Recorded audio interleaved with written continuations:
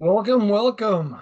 So today's training is going to be on doing, basically stop doing stupid shit. All right? That's the topic. All right? Stop doing stupid shit and start doing smart shit. We are overthinking the process to be healthy. First off, think of being healthy first, not losing weight. Being healthy, the byproduct will be losing weight. But if you're fueling your body for health, for longevity, to have less aches and pains, to be able to move as we get older, like those are the things we should be focused on. Yes, we all want to look better. I like to look good too. But I don't work out to look good. I work out to keep my muscle mass. I work out so that it helps with stress relief. I work out so I can do my mobility and I can actually move when I wake up in the morning and it doesn't take me 10 minutes to get out of bed. Like, so I can bend down and tie my shoes. I mean, I see people at the airport, they can't even freaking tie their shoes. They're putting their feet up on chairs and trying to tie their shoes. So, like, those are climbing stairs. People are taking the elevator. Everybody takes the elevator. Take the freaking stairs. Like, and you're not tired at the top.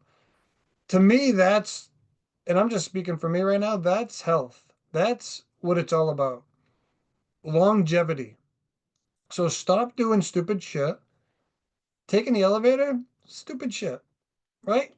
Our body is designed to walk. Climb the freaking stairs. That's what our bodies are designed to do. Cavemen didn't have these things like bringing them up levels. They freaking climb rocks and they move their bodies. All right? So start doing smart things like moving your body and climbing the stairs and stop doing stupid shit like taking the escalators or even the elevator. Use the stairs. When we're at the airport, Jen and I and my kids, we never, and if we have big massive things of luggage, guys, I get it. This is like just like you're just walking to get your tickets. You don't have any luggage. You already checked in your luggage. People are freaking taking the elevators and the escalators and all these things. We're the only ones on the stairs almost every time. And it's so much quicker. Everybody's, stuck on these elevators and we just fly right up. So let's keep talking about basic shit. So I always tell people, do the boring work. What does that mean exactly? That means do the things that you that are required to do to get the outcome that you want. So people want to do things, but they don't do what it takes to get there. And that's building the foundation for your health. Our VIP clients are building the foundation for their health. They're going to win long after they're done with our program because we teach them skills that they actually freaking learn. You potentially have not learned any skills, which is why you are stuck. Skills are what? Skills are learning how to meal prep. And when people hear meal prep, they think, weighing and measuring and putting them in Tupperware and putting them in the fridge. Meal prep can simply be, I know what I'm eating for supper. I have it in the fridge, and I'm going to cook it when I get home. You have a plan. It's prepped. It's not prepped meaning like it's done and it's cooked. It's just prepped. You know what you're eating. It's all there. It's right there. You come home, you put it in the oven or whatever you do with it, and you cook it. All right. So there's different forms of meal prep. Meal prep is a skill. Any skill, guys, you are going to suck at. So just get over it. You're going to suck at every single thing you do that's new, a new skill. Everybody does. Deal with it. You're going to suck at meal prep. When I first started meal prep, I did it on a Sunday. It took me 3.5 hours. 3.5 hours. I'm like, holy shit, who the hell can do this every Sunday? This sucks. But no, oh, I got somebody coming in here. But no, basically, as I kept prepping and prepping and prepping, and doing this over and over and over, I actually got good at it. And now I can meal prep everything in like 35 minutes, my entire week. What's up, Sandy? Um, as far as tracking food, you're not going to be good at tracking food when you first start. You're going to suck. It's a pain in the ass. You have to measure things. You have to freaking weigh them. You have to put them in the app. It's a pain in the ass. But after you do it over and over, I can do my meals now in like 3 minutes at night before I go to bed. All in there. Measure it, write it on a piece of paper, and then enter it all in at night. 2 seconds. But when I first started, trying to find the foods, trying to scan the foods, don't know how to weigh shit. Like I sucked at it. So it's okay to suck at things. Sucking is okay. As you keep doing it over and over, you will suck less. And then you'll suck even less. And then you'll actually get kind of good at it. And then you'll be an expert. I look at myself as an expert meal prepper now. I've freaking been doing it for 10 years and I'm really good at it. When I first started, I sucked. So I started cracking eggs, one-handed egg cracking, right? And I knew I was going to suck at it. Don't ask me why I wanted to do this. I watched the TV show and these cooks, Emeril or whoever, they're cooking and they're throwing their eggs in there. And I'm like, that looks so cool. I'm going to do that. But it was more of to show people how bad you are when you start a new skill. I filmed it. I have videos on it. When I first started, I would crack the egg and like the whole shell would fall in there, right? It was a disaster. Then I'd crack it and it wouldn't crack and I keep smashing it. And I couldn't open it with one hand, so I'd have to use two hands. Like it took me forever to be able to crack. It took me, I think, like 5, 6 months to actually be able to do it consistently. All right, with some speed. And I learned that it's the crack that's the key. If you hit it too hard, it just like explodes in your hand. If you hit it too soft, it doesn't crack enough and you can't break it. So it's actually the crack. Say no to crack. So it's actually the crack that is the skill. Then I went to the opposite hand. And I thought the opposite hand was going to be so hard. It was actually really easy because I already mastered it with my other hand. It's the same concept. Yeah, it took a little while to get used to the fingers, but now I'm really good at egg cracking. I can crack two eggs at the same time and put them in a pan. Useless probably skill, but it's just a skill I wanted to learn. All right. So the point of all this is embrace new skills. Embrace that you're going to suck at it. It's okay. Everybody does. Michael Jordan didn't start shooting basketball hoops and hitting everything and being able to do fadeaway jump shots and all these things he could do. He had to develop these skills. How did he do it? Over and over and over. You know how many throws Tom Brady has made? Like millions. Repetition, repetition. Most of you don't do things long enough to actually even get good at things. So here's the good news. It only takes about 20 hours to get fairly good at something. 20 hours. All right. So it actually makes sense because when I did my egg cracking, I eat 4 eggs every morning. All right. So I had 4 cracks every single morning, 7 days a week for 6 months. Well, egg cracking doesn't take too long, right? So if you add up the time, it's probably less than 20 hours, but I'd have to do some math on that. That's going to be interesting. But 20 hours is what it takes to develop, to be semi-proficient in something. The problem is nobody has any freaking patience and they don't do things long enough, the 20 hours, to actually get good at them. All right. The other thing I want to talk about is labeling yourself. All right. So many I hear, I'm not good at meal prepping. They call them isms. All these isms. I'm not good at meal prepping. I'm not good at tracking. I suck at drinking water. Um, whatever it is. I can never go for walks. I'm so busy. Like those are identity statements. I am a person who sucks at meal prepping. That's your identity. You suck at meal prepping. You're telling your brain you suck at it. What do you think is going to happen? You're not going to do it because you suck at it and you're telling your brain you suck at it. And therefore, you're not going to do it. So you're not good at meal prepping yet. That means you're telling your brain that you're not good yet, but you're going to figure it out. You're going to keep going until you're actually good at it. Guys, meal prepping is not freaking hard. It's hard when you first start, but as you keep doing it, it gets easy. You learn different tricks and tips and you get better, more efficient. When you do things over and over, you get more efficient. Like our process in our VIP program, I've been doing it for 28 years. Do you think the process is pretty freaking on point? Of course.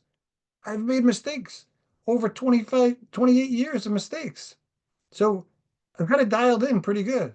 But when I first started weight loss 28 years ago, I sucked. People didn't lose weight. Like I didn't know what the hell I was doing. All right, went to school, got an exercise science degree, tried to help people lose weight. Anything you learn in school doesn't help because there's mindset, there's accountability, there's sustainability, there's all these things that nobody tells you about. There's developing skills. So building the foundation for your health is the only way to be successful. I shouldn't say the only way. It's the only way for long-term success. You can lose weight quickly, and then you're going to put it back on. And most of you guys have done that. So we're not doing that anymore. We're not talking about doing that. We're talking about sustainability. All right. So getting back to the isms. So ask yourself this. I actually wrote this down on my phone when I was, so I wouldn't forget. This kind of hit me when I was driving. I get a lot of ideas when I'm driving. So does this ism, basically the statement you're saying, make it more likely I will achieve my goal or less likely? So I suck at meal prep. Is that going to help me get to my goal? Or is it more likely to not get me to my goal? More likely to not, right? So don't do it. That's stupid shit. When I said in the beginning, stop doing stupid shit and start doing smart shit. So telling yourself you're going to fail at something is stupid, all right? You're telling your brain that you're going to fail. You're going to fail if you don't put in the 20 hours, right? Start thinking about that. The people who have the most patience in anything, business, relationships, health, weight loss, those are the people who win.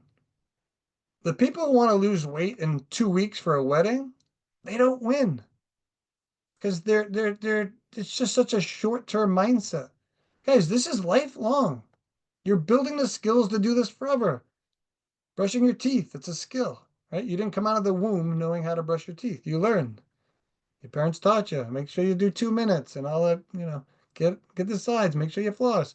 Like it's a skill, you learned it. Now you just do it. It's the same exact concept with your health. All right. So I'm not good at drinking water. What do you mean you're not good at drinking water? Like you just pick it up and you freaking drink it. Like what do you what when I don't even know what that means when someone says that. I'm not good at drinking water. Well, just drink the water. Like you don't have to be good at it. Just do it. So if it's like you're not drinking the water, like find ways to drink it. Bring a big freaking jug everywhere you go. If it's in front of you, you're probably going to drink it. Set timers. I used to have to do this for my hydration. I set a timer every hour to make sure I took like 2 big gulps of water. Now it's second nature. I just do it. But it wasn't always that way. I sucked at drinking water, which is crazy. But now I didn't suck at doing it. I sucked at actually like, yeah, I guess doing it, but you know what I mean? So I'm not good at meal prepping. I'm not good at this. I'm not good at that. Is that moving you closer to your goal or farther from your goal? And if it's farther from your goal, stop doing it. Stop telling yourself the bullshit. Because all the things we tell ourselves, we believe. Even the lies. We lie to ourselves all the time. I'm not good at drinking water is a lie. It's a lie. Everybody can drink water. It's not a hard thing to do. We were born being able to drink water. Actually, drinking water is a skill because we were born to suck on a bottle or a breast, right? So actually drinking water is actually a skill as well. But there's 5 skills or the boring work or the foundational pieces or whatever you want to call them. I call them the boring work. All right. Get it in your sleep. Sleep's not exciting, right? You're just laying there, your eyes are closed. Pretty boring. So that's why I call it the boring work. None of this stuff is exciting. The things that make you win in life are not exciting, all right? Drink your water, stay hydrated. Pretty boring, drinking water, right? Hydration, sleep. What else we got? Stress control. Stress control is a skill. Guys, you're always going to have stress, I promise. As long as you're living, the day you die is when all your stress goes away, and nobody wants that day. So, drink, learn how to control your stress. I know, easier said than done, but there are ways. Deep breathing, meditation, read a book, go for a walk, whatever it is for you, yoga. Find ways to lower your stress levels. They're not going away. We just want to bring them from a 10 to an 8, from an 8 to a 6, from a 6 to a 4. Just bring down those stress levels. Always going to have some stress. Stress is actually good. It's how we adapt. It's how we get stronger. Um, Nutrition, good nutrition, eating good, nutritious foods. That can be fun to me, but it's something you do every day. It's not exciting. It's the boring work. Eating fruits, eating vegetables, eating lean meats, eating good healthy fats. Those are just things that we need to do. Do we have to do them perfectly every day? Hell no. I ate like shit on Christmas, but that's it. It was one day I ate like shit and I got right back on the next meal. And nothing happened. I didn't get fat off one day in Christmas. So I saw a quote the other day, which I thought was pretty awesome, is gaining weight isn't between Christmas and New Year's. It's between New Year's and Christmas, which I thought was pretty cool. So it's what you do those 50 weeks, not what you do those 2 weeks.